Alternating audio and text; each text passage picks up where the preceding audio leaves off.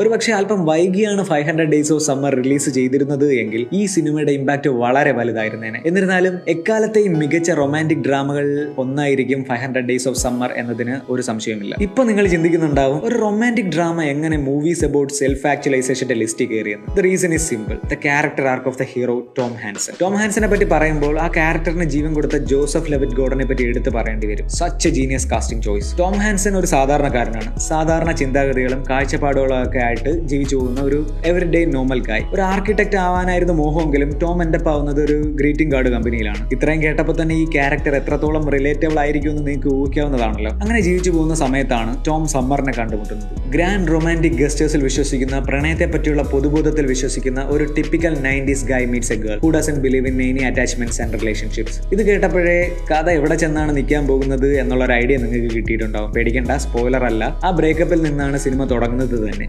അത്തരത്തിൽ ഒരു non linear approach of story telling ആണ് സംവിധായകൻ മാർക്ക് വെബ് സ്വീകരിച്ചിട്ടുള്ളത്. വളരെ എൻഗേജിംഗ് ആൻഡ് സ്പോണ്ടേനിയസ് ആയിട്ടുള്ള രീതിയിൽ ചെറിയ മ്യൂസിക്കൽ നമ്പറൊക്കെ ആഡ് ചെയ്ത് വളരെ യൂണീക്കായ എന്നാൽ അങ്ങേറ്റം ഇൻട്രസ്റ്റിംഗ് ആയിട്ടുള്ള ഒരു സ്റ്റോറി ടെല്ലിംഗ് സ്റ്റൈൽ കൺസീവ് ചെയ്യുന്നതിൽ മാർക്ക് വെബ് 100% വിജയിച്ചു എന്ന് തന്നെ പറയാം.